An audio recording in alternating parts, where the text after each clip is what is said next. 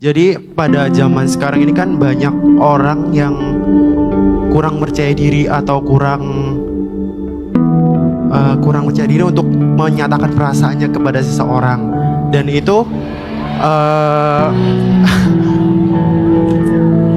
apalagi kadang, oh saya kurang pantas dalam segi saya kurang taat ibadah, karir saya ataupun tentang pola pikir saya gitu. Jadi saya kurang pantas dengan ini karena mungkin ada yang, oh enggak, dia lebih cakep, saya lebih jelek.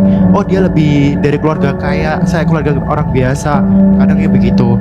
Terus kemudian yang ingin saya tanyakan, menurut Ustadz bagaimana definisi pasangan yang pantas dan yang tepat? Terima kasih.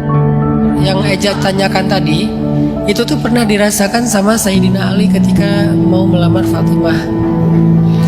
Padahal kan kurang keren apa kan Sayyidina Ali kan, kesatrianya sahabat.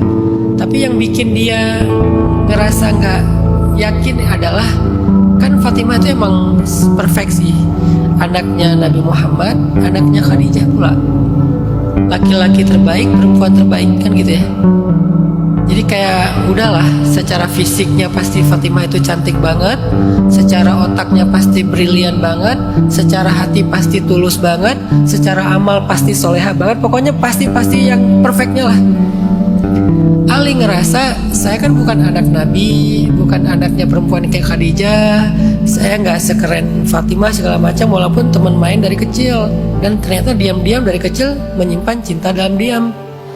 Sama tuh, Fatimah juga menyimpan itu. Cuman kan mereka soleh-soleha, nggak yang caper guling-guling terus pakai di TikTok gitu, nggak. Mereka saling menyimpan kehormatan kan.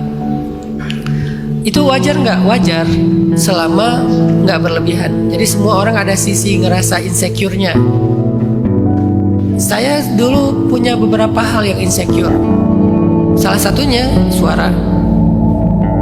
Apalagi kalau lagi nelfon, ya bu, bapak ini, ya, dia nggak tahu orang berewokan gini, orang olahraga saya olahraga ekstrim, semua olahraga ekstrim saya lakukan kecil, tinggal satu lagi, skydive, loncat dari pesawat, karena semua elemen udah air, darat, ya, yang ekstrim, surfing, deep dive, nyelam yang dalam gitu, saking dalam sampai narkosis tuh kayak fly tapi halal ya. Fly di bawah kedalaman yang udah dalam gitu, sampai tiba-tiba penglihatan jadi blur, terus tiba-tiba kayak fly banget, aku kok nikmat banget ya, kenapa aku bahagia ya gitu ya. Udah yang ekstrim, tinggal satu lagi elemen udara. Kan saya pengen jadi skydive, loncat dari pesawat. Kenapa belum Ustaz? Belum dapat izin dari istri. Kata istri saya, olahraga yang lain kamu coba boleh, kalau gagal paling kamu cedera. Tapi kalau ini gagal pindah alam katanya. Oh ya udahlah gitu. Padahal udah pengen banget, teman-teman di angkatan udara juga udah ngajakin. Setiap saya naik pesawat komersil, saya duduk di jendela, saya ngeliat keluar, ini kalau loncat kayak seru ya.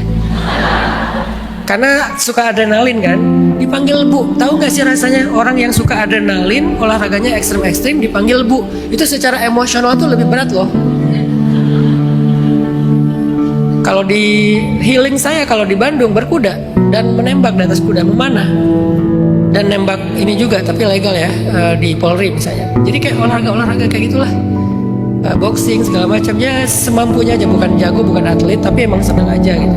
Nah ini artinya dipanggil bu itu insecure banget tuh, dibandingkan orang yang biasa aja dipanggil bu udah insecure, apalagi ini senang yang maskulin dibilang bu, gimana nggak terpukul mental saya.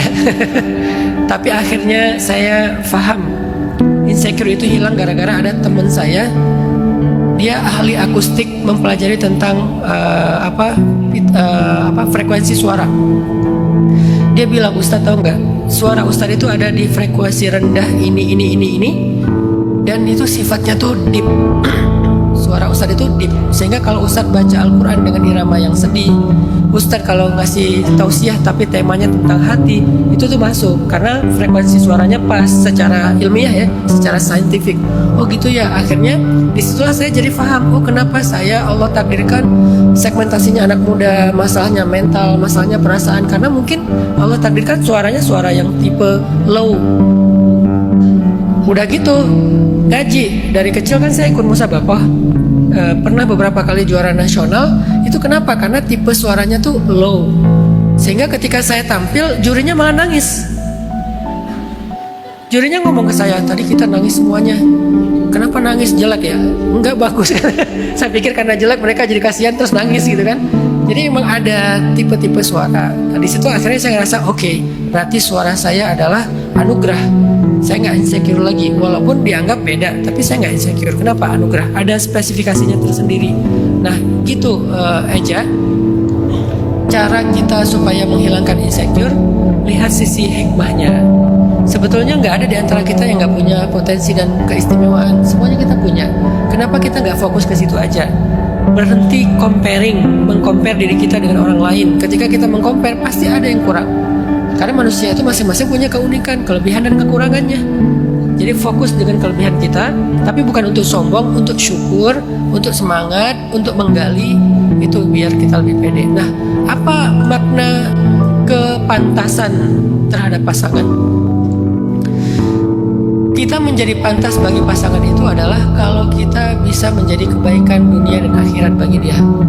Bukan sekedar kesenangan, tapi kebaikan. Kalau senang doang belum tentu pantas kan. Tapi kalau kita udah bisa siap menjadi kebaikan bagi dia, dunia dan akhirat, insya Allah kita udah pantas. Nah pertanyaannya, udah siap belum jadi kebaikan? Jangan-jangan kita bahkan belum tahu apa itu kebaikan sebagai suami, apa kebaikan sebagai istri, apa kebaikan sebagai ayah, apa kebaikan sebagai ibu. Karena kata Bunda Eli Risman, saya sering bareng dengan beliau, kata beliau, hari ini banyak banget anak muda memahami siap menikah itu artinya siap jadi istri dan siap jadi suami. Padahal harusnya bukan cuma itu, harus siap juga jadi ibu dan jadi ayah, baru disebut siap menikah. Kalau baru siap jadi istri dan suami, belum siap menikah. Harus siap jadi ayah dan ibu juga, baru disebut siap menikah. Berarti banyak ilmu yang harus kita pelajari supaya kita pantas buat pasangan kita. Sebagai suami menjadi kebaikan buat istri, sebagai istri menjadi kebaikan buat suami, sebagai ayah dan ibu menjadi kebaikan buat anak. Itu yang disebut dengan kepantasan. Jadi kebaikan bukan hanya akhirat tapi juga dunia. Kalau suami kebaikannya adalah menafkahi. Menafkahi bukan tentang angka tapi tentang tanggung jawab. Menafkahi bukan tentang angka. Jadi standarnya bukan berapa, tapi punya nggak tanggung jawabnya. Karena berapa itu relatif. Ada suami ngasih nafkah ke istri masih minta maaf.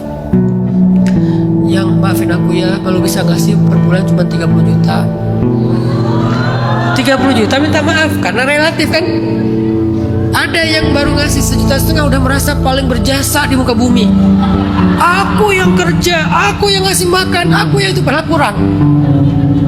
Itu relatif. Jadi bukan tentang angka tapi tentang tanggung jawab. Kalau suami ke istri, kalau istri tentang menyempurnakan hak suami atau membahagiakan kebutuhan suami. Salah satunya ya kebutuhan biologis, tempat pulang, karena suami itu butuh tempat pulang. Jangan sampai dia pulang ke rumah itu kayak datang ke kantor. SOP-nya fingerprint. Masuk ke rumah fingerprint dulu baru dibukain pintu. Fingerprintnya apa? Kartu ATM gitu. Kalau setorannya kurang, tidur di teras. Kalau setorannya cukup, maka boleh tidur di kamar dan seterusnya. Kayak di kantor aja tuh. Diperhatikan, dievaluasi performance-nya. Bulan ini performance kamu lagi turun ya gitu. Corporate banget lah rumahnya gitu kan. Dia nggak butuh tempat pulang korporat, dia butuh tempat pulang yang bernama home, al-bait, maskan, rumah. Jadi kita belajar kepantasan itu menjadi kebaikan bagi pasangan kita dunia dan